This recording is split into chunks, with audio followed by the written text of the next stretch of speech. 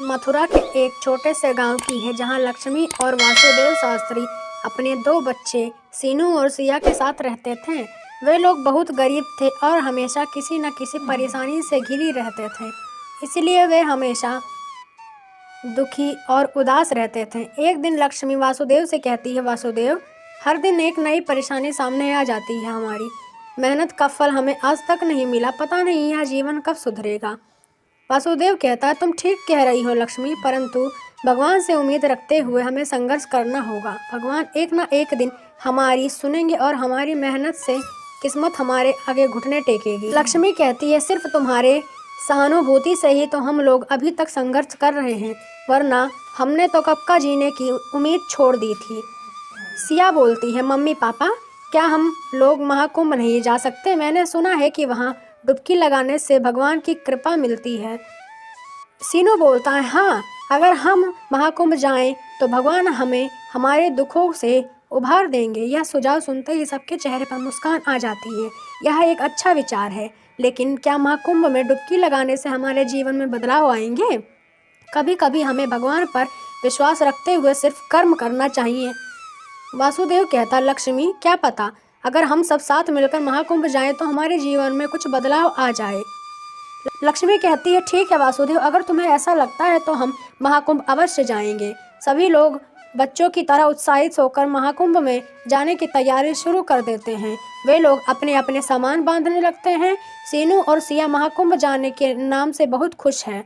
Siya, mummy papa, मुझे तो बहुत मज़ा आएगा महाकुंभ में, वहाँ बहुत सारे लोग होंगे, कितना मज़ा आएगा ना।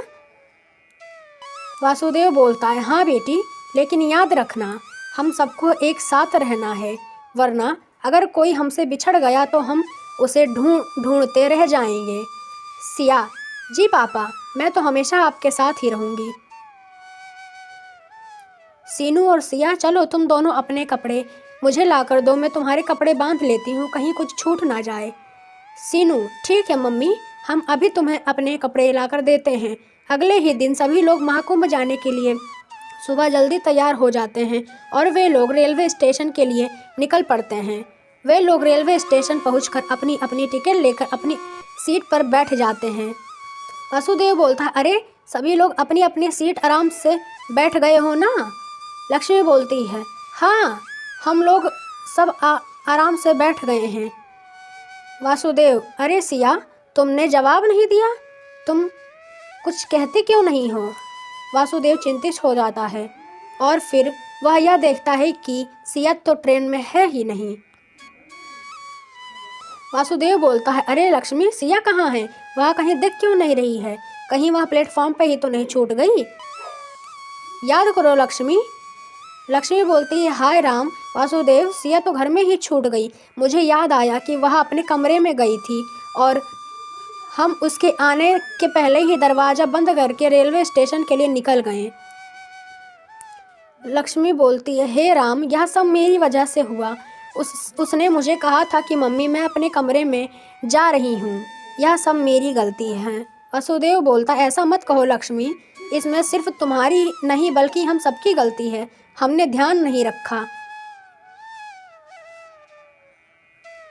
लक्ष्मी बोलती है, अब हम क्या करेंगे वासुदेव, ट्रेन भी चल पड़ी है, हम घर कैसे पहुँचेंगे? वासुदेव बोलता है, अब हमें अगली स्टेशन का इंतजार करना पड़ेगा लक्ष्मी, तभी हम कुछ कर सकते हैं। वासुदेव और लक्ष्मी तय करते हैं कि वे लोग अगले स्टेशन में उतरकर अपने घर की ओर प्रस्थान करेंगे। तो इधर घर में बंद बेचारी सिया का डर से बुरा हाल था। मम्मी पापा, सीनू, आप लोग कहाँ हो? मुझे तो लगा था कि हम सब साथ जाएंगे, पर मैं तो अकेली रह गई। रात हो जाती है पर अब तक वासुदेव और लक्ष्मी घर नहीं आ पाए थे और सिया का डर के मारे बुरा हाल हो रहा था। मम्मी पापा, आप लोग कहाँ हो? जल्दी घर आ जाओ। घर को सुनसान और अंधेरा पाकर दो चोर वहाँ चोरी करने की कोशिश करते हैं। लगता है इस घर में कोई नहीं है, चलो आज अच्छा मौका है, सारा घर साफ करते हैं। हाँ हाँ, चलो, इससे अच्छा मौका नहीं मिलेगा। चोर घर को अकेला पाकर वहाँ चोरी करने का निश्चय करता है, पर बेचारी सिया अभी भी घर में अकेली थी। हे भगवान जी, मुझे डर लग रहा है, लेकिन मुझे विश्वास है कि आप मेरी मदद जरूर करेंगे। तभी भगवान शिव का आशीर्वाद सिया पर पड़ता है और एक बड़ा सा बैल घर के सामने आकर खड़ा हो जाता है। भागो दुष्टो, तुम्हारी मंशा मैं इस घर से पूरी नहीं होने दूंगा। अरे यार, यह बैल कहाँ से आ गया?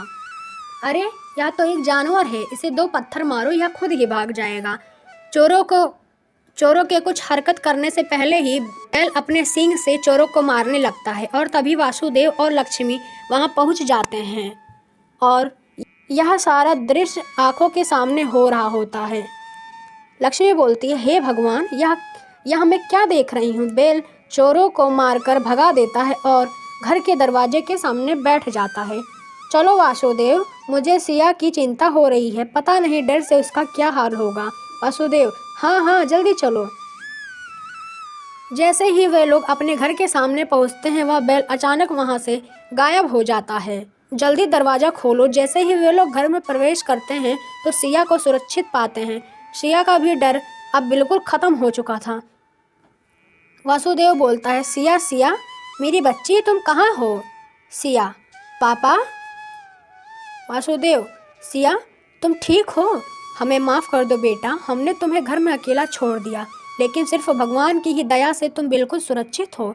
हमें माफ़ करना बेटा, हम कभी तुम्हें अकेला नहीं छोड़ेंगे, हमसे बहुत बड़ी गलती हो गई। वासुदेव बोलता है, देखा लक्ष्मी, मैंने कहा था ना कि भगवान पर विश्वास रखो, वह सदैव हमारी रक्षा करेंगे। लक्ष्मी बोलती, हाँ वासुदेव, तुम ठीक कहते हो। आज तो सिर्फ सिया भगवान शिव की कृपा से सुरक्षित है, हम सब उनका आभार मानते हैं। वासुदेव बोलता है, चलो अब हम सब मिलकर कल फिर से महाकुंभ चलेंगे, वहां जाकर हम भगवान का आभार व्यक्त करेंगे। लक्ष्मी बोलती है, बिल्कुल वासुदेव, हम कल सवेरे सवेरे ही निकल जाएंगे। अगले ही दिन परिवार के सारे लोग एक साथ फिर से महाकुंभ की यात्रा पर निकलते हैं, लेकिन इस बार उनका उद्देश्य सिर्फ पूजा करना ही नहीं, बल्कि एक साथ रहना और भगवान शिव का आशीर्वाद प्राप्त करना। हम सब साथ यात्रा पर जा रहे हैं, मेरे लिए तो यही सबसे बड़ी खुशी है।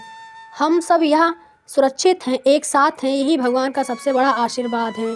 हम सब एक साथ हैं, यही सबसे बड़ी खुशी है। सभी महाकुंभ में डुबकी लगाते हैं और माँ गंगा का आशीर्वाद प्राप्त करते हैं।